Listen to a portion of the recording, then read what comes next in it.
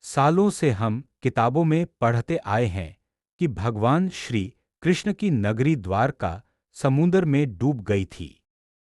लेकिन जरा सोचिए, अगर अरब सागर की गहराई में सचमुच एक पूरा शहर दबा हो, ऊंची दीवारों वाला, चौड़ी सड़कों वाला, तो अगर वो बस एक दंतकथा नहीं, बल्कि हकीकत हो जिसे आज के गोताखोर अपनी आंखों से देख चुके हों। साल 1983, गुजरात के पास अरब सागर में कुछ डाइवर्स कई दिनों से समंदर की अनजानी गहराइयों में एक रहस्यमय ढांचे की तलाश में लगे हुए थे। कई रातों से उन्हें सोनार पर अजीब-अजीब पैटर्न दिख रहे थे, जैसे समुद्र के तल पर कोई सीधी रेखाएं, मोड़ और कोने बने हों। उन्हें खुद भी यकीन नहीं हो रहा था कि ये सब प्राकृतिक है या किसी प्राचीन बस्ती के निशान। आखिर एक दिन डाइवर्स जब थोड़ा और गहराई तक उतरे तो उनके सामने ऐसा नजारा आया जिसे देखकर उनकी सांसें थम गईं। नीचे नीली धुंध में डूबा हुआ एक पूरा शहर सा दिखाई दे रहा था। ऊंची ऊंची दीवारें, जाल की तरह फैली चौड़ी गलियां और जगह जगह नाजुक नक्काशी वाली मूर्तियों के खंडर। ऐसा महसूस हो रहा था जैसे किसी प्राचीन सभ्यता की प्रतिध्वनि अब भी उन टूटे हुए पत्थरों में कैद हो। जब इन अवशेषों के सैंपल साइंटिफिक टेस्टिंग के लिए भेजे गए, तो रिपोर्ट ने सबको चौंका दिया। ये अवशेष उस दौर के निकले जिसे हम महाभारत काल से जोड़ते हैं। समंदर की तह में दबा हुआ यह वही शहर माना गया द्वारका। वही द्वारका जिसका जिक्र महाभारत, हरिवंश पुराण, विष्णु पुराण, भागवत पुराण और कई अन्य सनातनी ग्रंथों में मिलता है। वही पावन भूमि जिसे ग्रंथों के अनुसार खुद भगवान श्री कृष्ण ने बसाया था। कहा जाता है, हजारों साल पहले इस नगरी की हर दिशा में श्री कृष्ण की लीलाओं की गूंज सुनाई देती थी। उनकी बांसुरी की मधुर धुन हवा में घुलती तो पूरा नगर मानो नृत्य करने लगता। वर्णन मिलता है कि महलों की दीवारें सोने चांदी से जड़ी थीं। खंभों में कीमती रत्न और जवाहरात जड़े थे।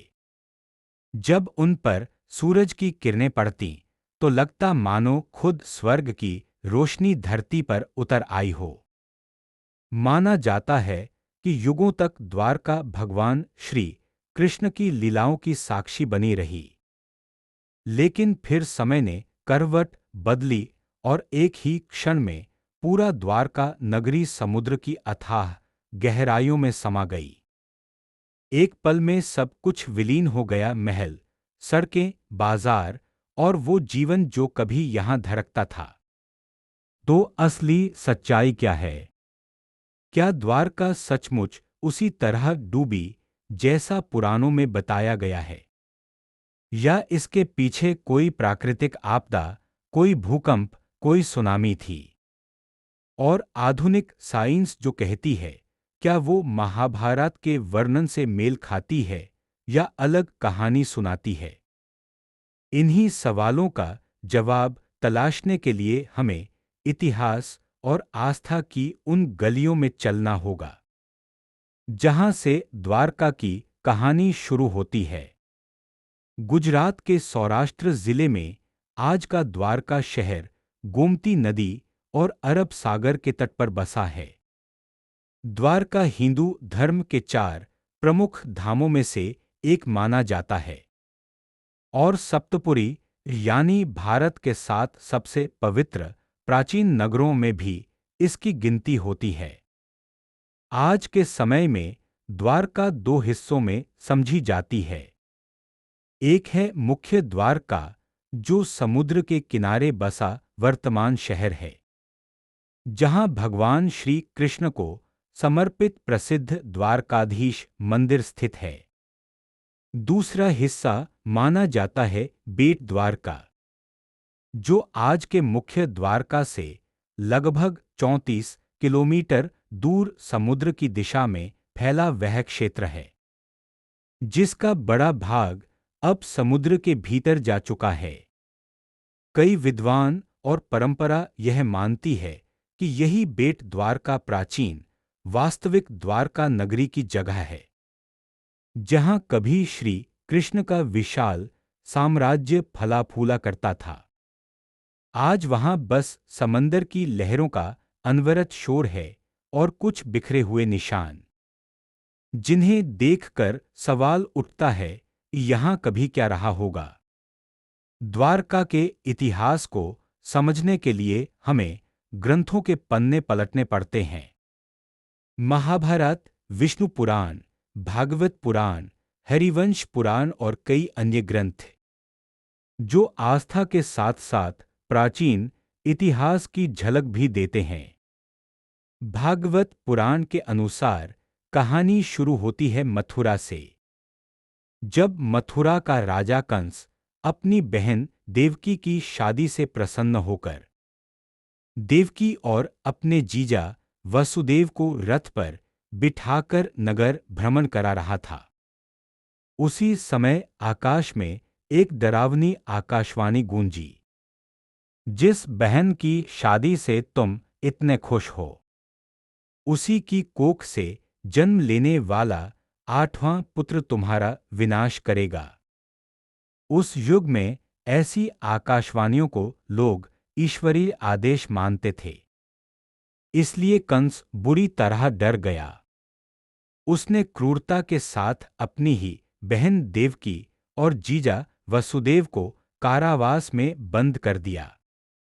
समय बीतता गया।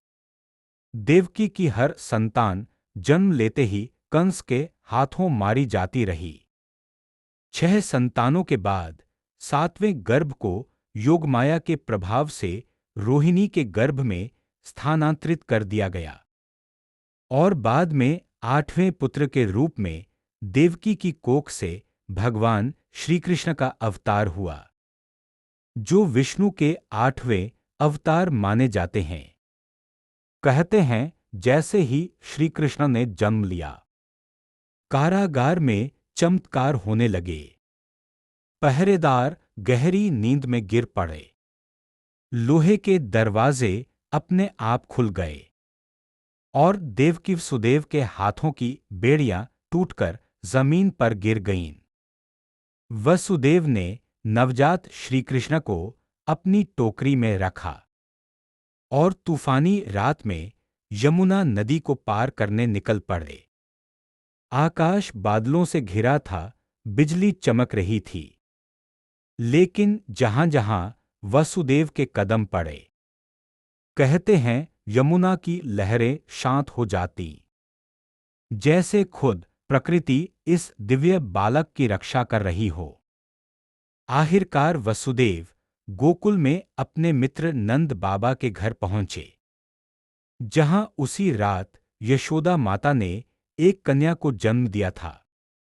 वसुदेव ने अपने पुत्र कृष्ण को वहां छोड़ दिया और उस कन्या को लेकर मथुरा वापस लौट आए। सुबह जब कंस को 8वें बच्चे के जन्म की खबर मिली, वो घबराकर कारागार में जा पहुंचा, पर उसे देखकर हैरानी हुई। इस बार बच्चा लड़का नहीं, एक लड़की थी। फिर भी उसने अपने भय के कारण उस कन्या को भी मारने की कोशिश की।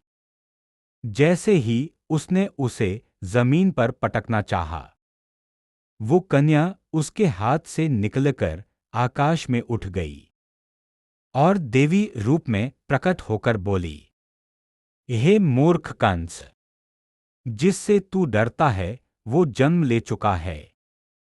तुझे तेरे पापों का दंड बहुत जल्द मिलेगा। यह वचन सुनकर कंस की नींदें उड़ गईं। उसने उस दिन जन्मे सभी नवजात लड़कों को मारने का आदेश दे दिया। इधर श्रीकृष्ण गोकुल में नंद बाबा और यशोदा माता के स्नेहिल साय में बड़े हो रहे थे। कंस के भेजे हुए अनेक राक्षस बार बार कृष्ण को मारने आए। लेकिन हर बार वे किसी न किसी चमत्कार से नष्ट हो गए या पराजित हुए। जब श्रीकृष्ण युवा हुए तो अपने बड़े भाई बलराम के साथ मथुरा पहुंचे। वहां एक भीषण युद्ध के बाद उन्होंने अपने मामा कंस का वध कर दिया। इसके साथ ही देवकी वसुदेव को कारावास से मुक्ति मिली और मथुरा की राजगद्दी कंस के पिता उग्रसेन को लौटा दी गई। लेकिन कहानी यहीं खत्म नहीं होती। यहीं से शुरू होती है एक और दुश्मनी, जो आगे चलकर द्वारका की नींव तक को हिलाने वाली थी। कंस की मृत्यु की खबर जब उसके ससुर और मगध सम्राट जरासंध तक पहुंची तो वह क्रोध से पागल हो उठा। उसने संकल्प लिया कि वह श्रीकृष्ण और पूरे यदुवंश का विनाश कर देगा। जरासंध ने मथुरा पर एक दो नहीं, पूरे 17 बार आक्रमण किया। हर बार युद्ध हुआ और हर बार उसकी हार हुई। लेकिन इन लगातार हमलों ने मथुरा और आसपास के क्षेत्रों के लोगों की जिंदगी को अस्त-व्यस्त कर दिया। लोगों की सुरक्षा के लिए और अनावश्यक रक्तपात रोकने के लिए श्रीकृष्ण ने एक बड़ा निर्णय लिया। उन्होंने मथुरा छोड़ने का निश्चय किया ताकि उनकी वजह से वहां के साधारण निवासियों को कष्ट न सहना पड़े। कृष्ण समंदर के बीचों बीच एक सुरक्षित, दुर्गम और भव्य नगर बसाना चाहते थे। पौराणिक कथाओं के अनुसार उन्होंने समुद्र देव की कठिन तपस्या की, जिससे प्रसन्न होकर समुद्र देव ने उन्हें 12 योजन भूमि, लगभग 96 वर्ग किलोमीटर के बराबर क्षेत्र प्रदान किया। इसी भूमि पर वास्तु और निर्माण के देवता विश्वकर्मा ने एक अद्भुत स्वर्ण नगरी का निर्माण किया। द्वारका कहा जाता है इस नगर में करीब 900 राजमहल थे और बीचों बीच श्रीकृष्ण का विशाल महल स्थित था, जहां से वे संपूर्ण द्वारका पर शासन करते थे। यहां तक पढ़कर एक सवाल जरूर मन में आता है, क्या यह सब केवल पौराणिक अलंकरण है या सचमुच कभी ऐसा नगर अस्तित्व में रहा होगा, जिसके अवशेष आज अरब सागर की गहराई में सो रहे हैं। उसी समय उत्तर भारत के हस्तिनापुर में कुरु वंश का शासन था।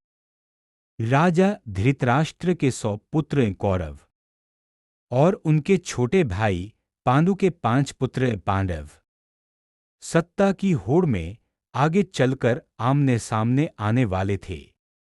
वंश के सबसे बड़े पुत्र होने के कारण युधिष्ठिर को युवराज घोषित किया गया। लेकिन धृतराष्ट्र का ज्येष्ठ पुत्र दुर्योधन इस निर्णय से संतुष्ट नहीं था। वो राजगद्दी पर अपना जन्मसिद्ध अधिकार मानता था। अपने मामा शकुनी के साथ षड्यंत्र रचते हुए उसने ऐसी चालें चली कि पांडव हस्तिनापुर छोड़ने पर मजबूर हो गए। श्रीकृष्ण, जो दोनों पक्षों के रिश्तेदार थे, उन्होंने शांति का प्रयास किया। उन्होंने दुर्योधन से सिर्फ 5 गांव मांगे ताकि पांडव शांतिपूर्वक अलग रह सकें। लेकिन दुर्योधन के अहंकार ने उसे अंधा कर दिया था। वो बोला, मैं सुई की नोक के बराबर भी जमीन नहीं दूंगा।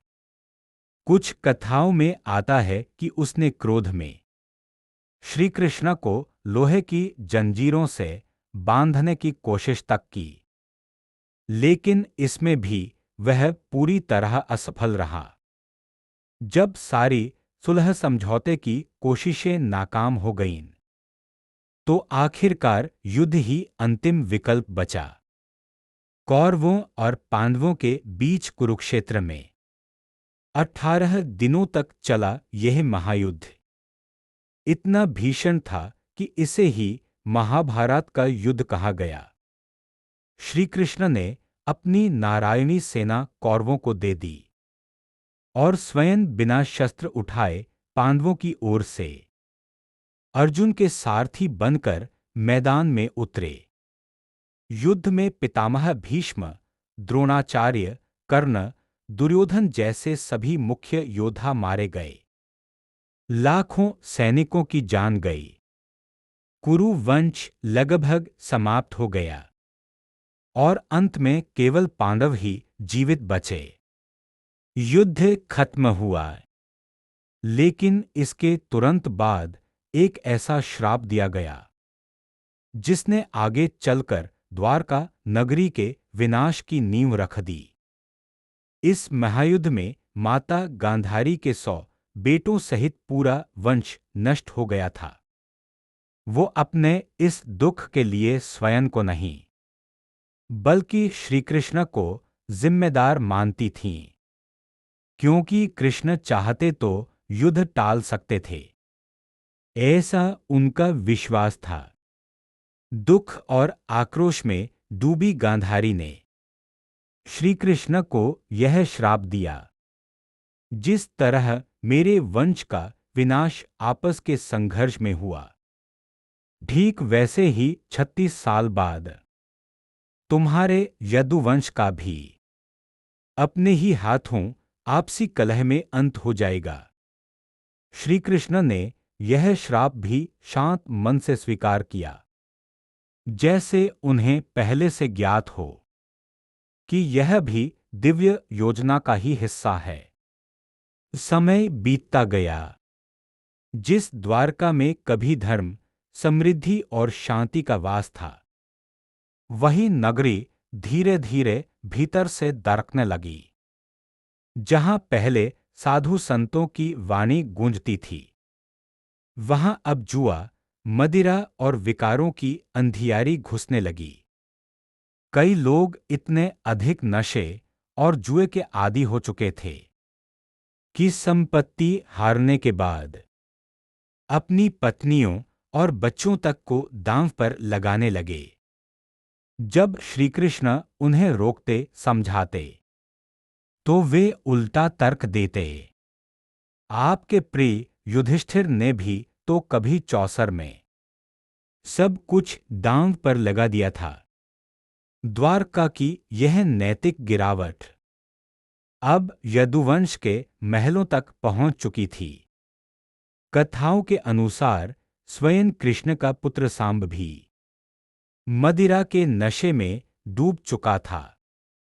इसी समय महर्षि विश्वामित्र, महर्षि नारद, महर्षि दुर्वासा और ऋषिकण द्वारका के पास पिंडारक क्षेत्र में ठहरे हुए थे।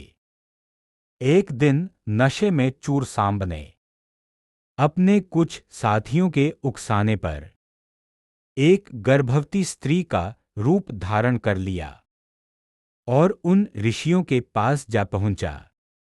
मजाक उड़ाते हुए उसने पूछा, बताइए, मेरे गर्भ से पुत्र जन्म लेगा या पुत्री? उन महर्षियों ने जब यह अभद्र मजाक देखा तो वे बहुत क्रोधित हो गए। उन्होंने सांब को श्राप दे दिया कि उसके गर्भ से पुत्र या पुत्री नहीं, बल्कि लोहे का एक मूसल जन्म लेगा और वही यदुवंश के संहार का कारण बनेगा। श्राप सच साबित हुआ। सांब के शरीर से लोहे का मूसल निकला। जब यह बात कृष्ण के नाना महाराज उग्रसेन तक पहुंची, उन्होंने उस मूसल को छोटे छोटे टुकड़ों में तुड़वाकर समुद्र में फेंकवा दिया। लेकिन यहीं से कहानी एक और रहस्यमय मोड़ लेती है। मूसल का एक छोटा टुकड़ा एक मछली ने निगल लिया। बाकी का बारीक चूरा समंदर की लहरों के साथ बहकर किनारे की रेत में जम गया। कुछ समय बाद वहीं से एरका नाम की तेज और मजबूत घास उग आई।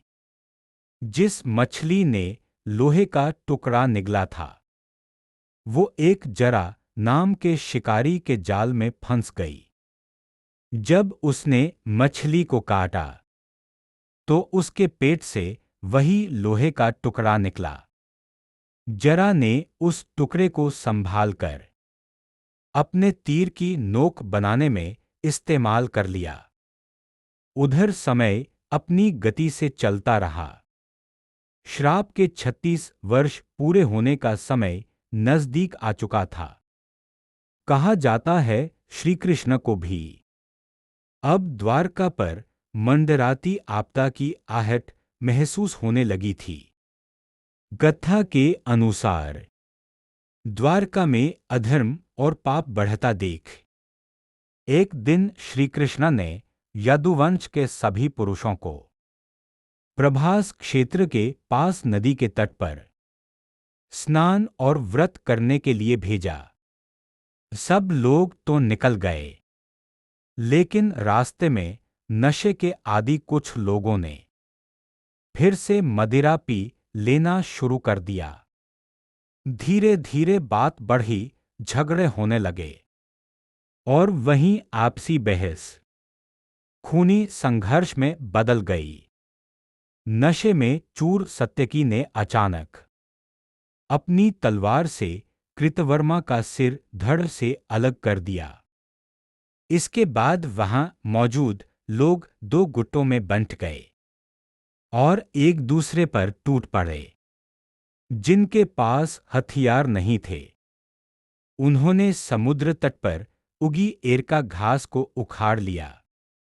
लेकिन जैसे ही उन्होंने उस घास को हाथ में लिया, वो घास लोहे की डंडियों में बदल गई।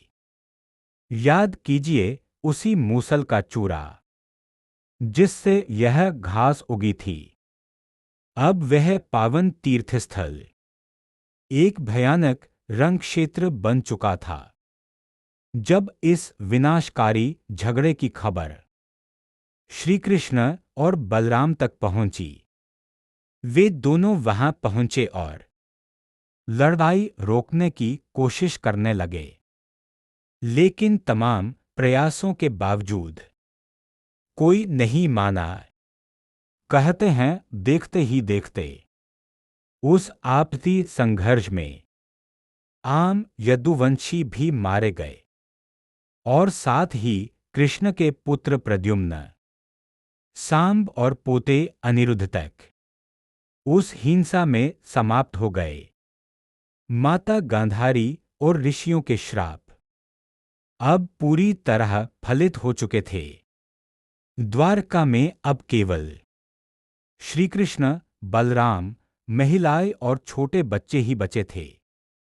बलराम भी इस पूरे विनाश से दुखी होकर एकांत में चले गए और ध्यान में लीन होकर इसी संसार का त्याग कर दिया।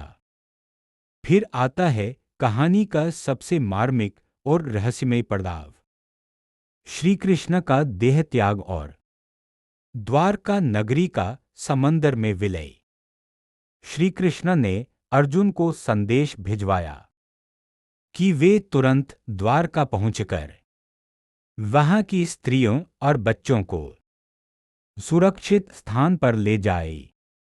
इसके बाद कृष्ण स्वयं वन की ओर निकल गए और एक पेड़ के नीचे ध्यान लगाकर बैठ गए।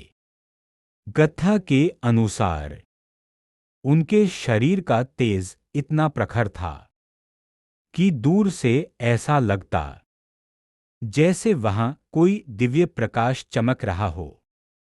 उसी समय जरा नाम का वही शिकारी, जिसके तीर की नोक मूसल के लोहे से बनी थी, दूर से उस चमक को देखकर इसे किसी हिरण का शरीर समझ बैठा।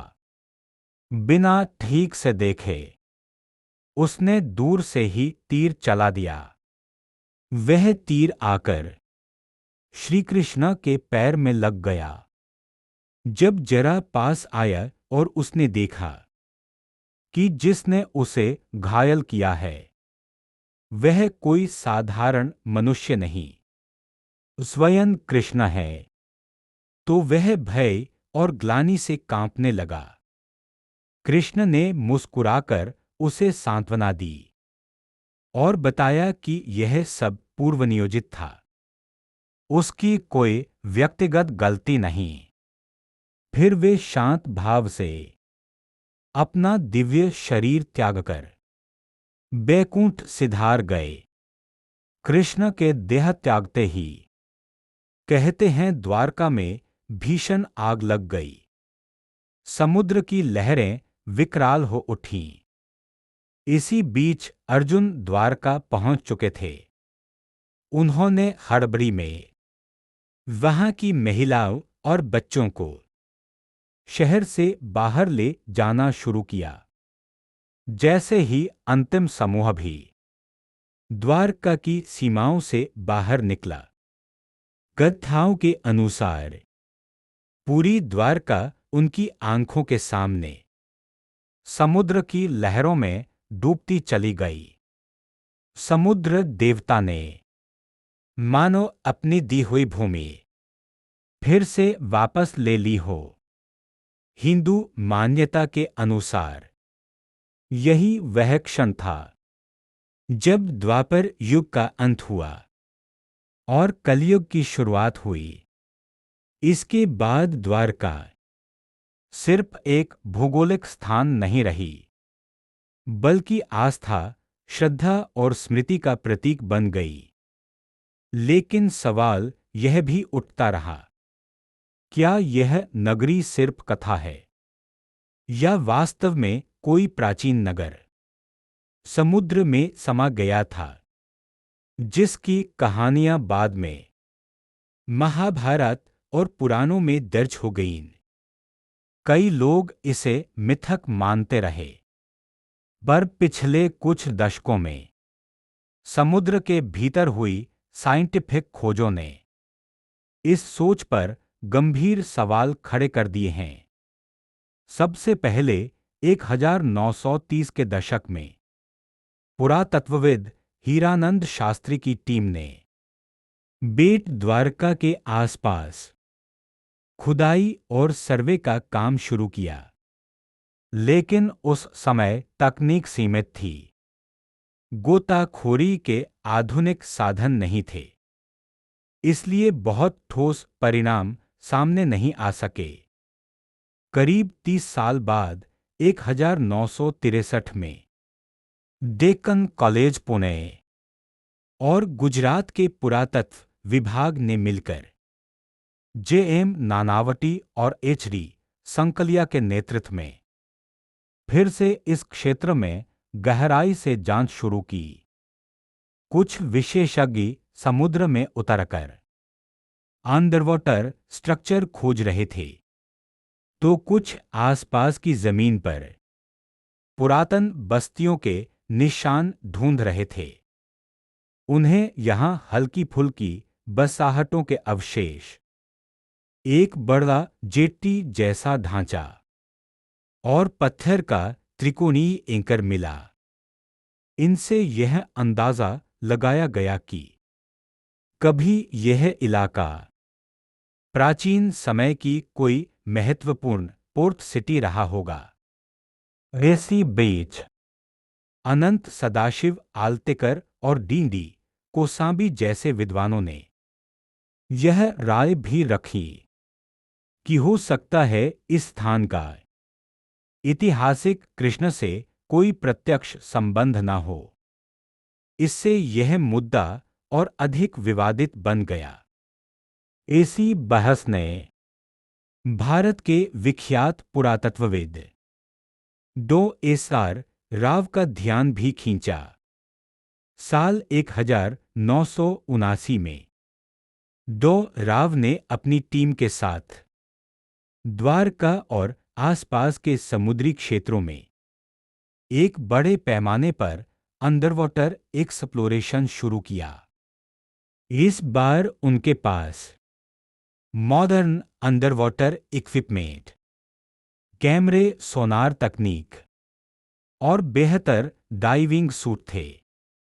लगभग एक दशक तक रुक रुक कर चलने वाली इस रिसर्च में टीम ने समंदर की गहराइयों में एंशियंट द्वारका की सच्चाई तलाशने की कोशिश की। उन्हें बेट द्वारका के आसपास पत्थर से बने दो बड़े ढांचे मिले और समुद्र तट से करीब 500 मीटर की दूरी पर एक व्यवस्थित बस्ती जैसा टाउन प्लान नजर आया। यहां लगभग 560 मीटर लंबी एक बड़ी दीवार जैसी संरचना दिखी, जिसकी बनावट महाभारत में वर्णित वारी दुर्ग यानी पानी से घिरे किले की विवरण से मिलती जुलती लगती है। हिंदू ग्रंथों में वर्णन है कि द्वारका में 50 अद्भुत स्तंभ थे। डाइवर्स को अब तक समुद्र के अंदर 30 के करीब स्तंभनुमा ढांचे मिल चुके हैं। इसके अलावा पुरातत्वविदों को यहां से हथियार ढालने में उपयोग होने वाले स्टोन मोल्ड्स, लोहे हथियार, पत्थर के एंकर, पुरानी सिंचाई नालियां और अन्य कई प्राचीन वस्तुएं मिली। इनकी कार्बन डेटिंग करवाई गई तो अनुमान मिला कि ये चीजें करीब 1500 ईसा पूर्व के आसपास की हैं।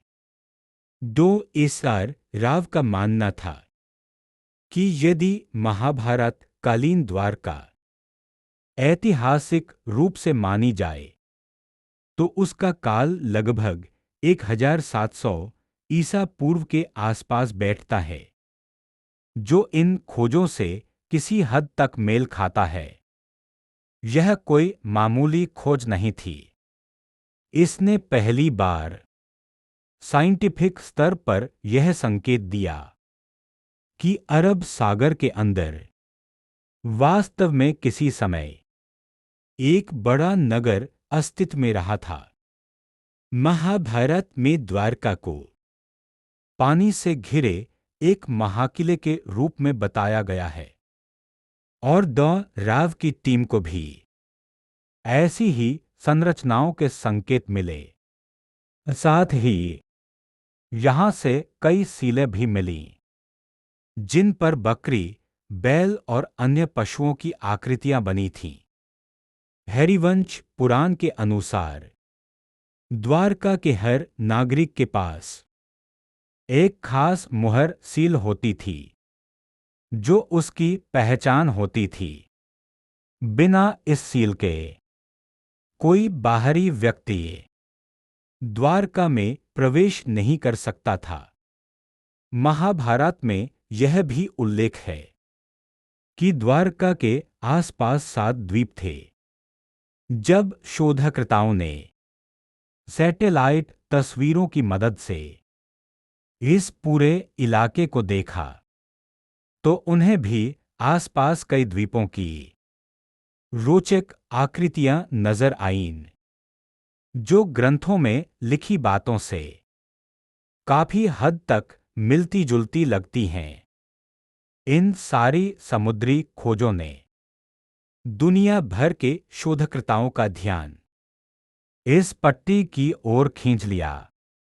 साल 2000 के आसपास national institute of ocean technology की एक टीम ने समुद्र की लगभग 800 फीट गहराई में एक प्राचीन नगर जैसा ढांचा दर्ज किया।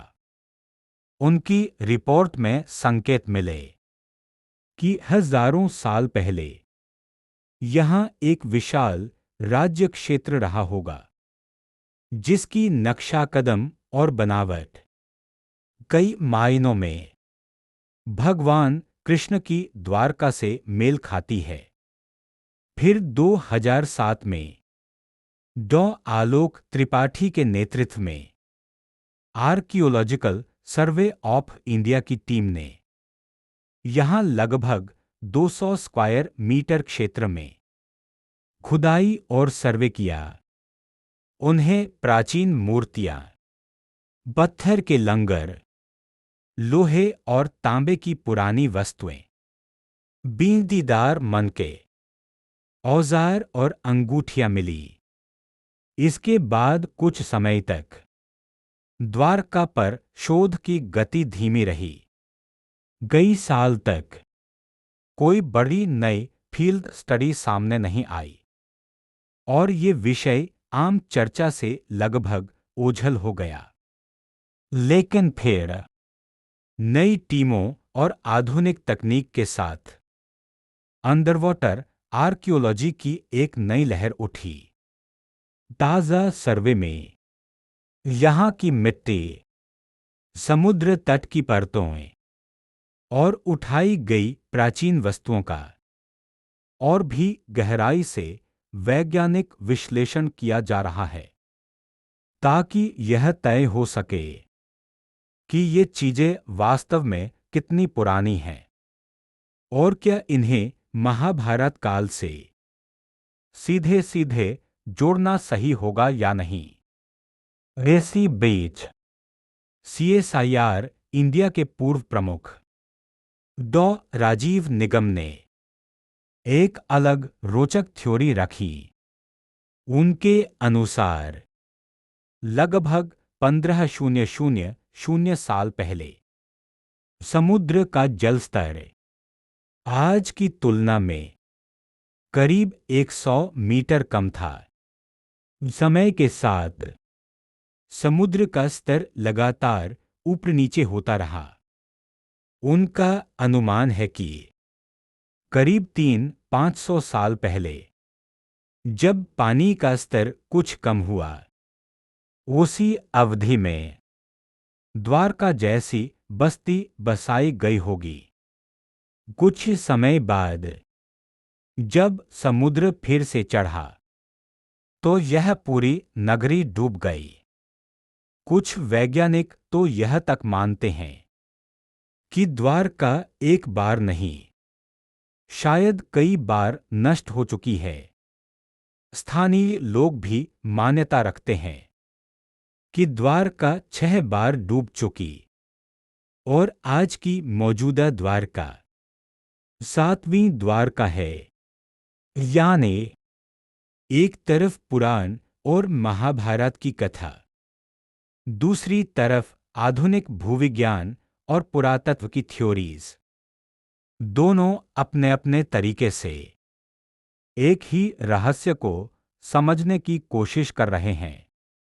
हो सकता है सच्चाई इन दोनों के बीच कहीं हो। थोड़ी आस्था, थोड़ी साइंस और बहुत सारा अनसुलझा रहस्य। द्वारका के बारे में आर्कियोलॉजिस्ट, रिसर्चर्स और आध्यात्मिक गुरुओं के विचार कई मुद्दों पर अलग अलग हैं। कोई इसे पूरी तरह ऐतिहासिक मानता है, कोई आधा इतिहास आधा मिथिक, तो कोई सिर्फ प्रतीकात्मक कथा।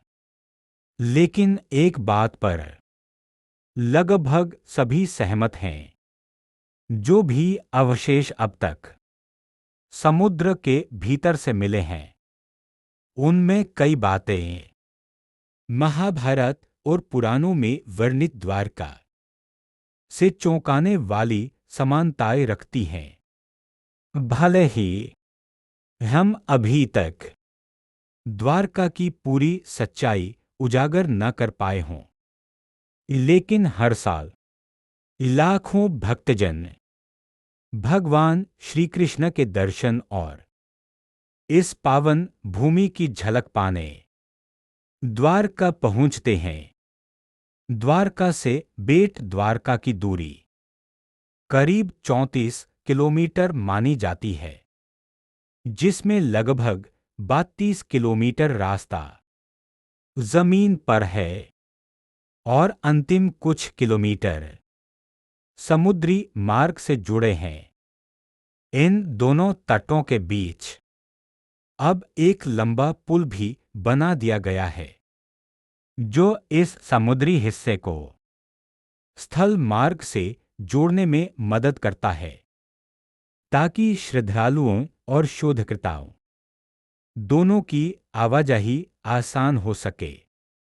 भगवान श्री कृष्ण भगवद गीता में जीवन का सार बताते हुए कहते हैं कि व्यर्थ की चिंता छोड़कर हमें अपने कर्तव्य यानी कर्म पर ध्यान देना चाहिए। उनके संपूर्ण जीवन का संदेश भी यही है। स्थिति कैसी भी हो, धर्म और कर्म से मुंह न मोड़ दो। शायद यही कारण है कि आज भी वैज्ञानिक द्वारका की सच्चाई खोजने में लगे हैं और श्रद्धालु उसी नगरी को भगवान की लीला भूमि मानकर नतमस्तक होते हैं। जरूरी है कि जो काम द्वारका की हकीकत जानने के लिए शुरू हुआ है उसे अधूरा न छोड़ा जाए। समय के साथ नई तकनीकें और गहरी खुदाइयां शायद हमें उस शहर के और करीब ले जाएंगी जो कभी सोने की नगरी कहलाती थी और आज अरब सागर की गहराई में चुपचाप सो रही है। अब देखना यह है कि द्वारका से जुड़े बाकी रहस्यों का पर्दा कब और कैसे उठता है और उस दिन आस्था और इतिहास एक दूसरे से क्या कहते हैं।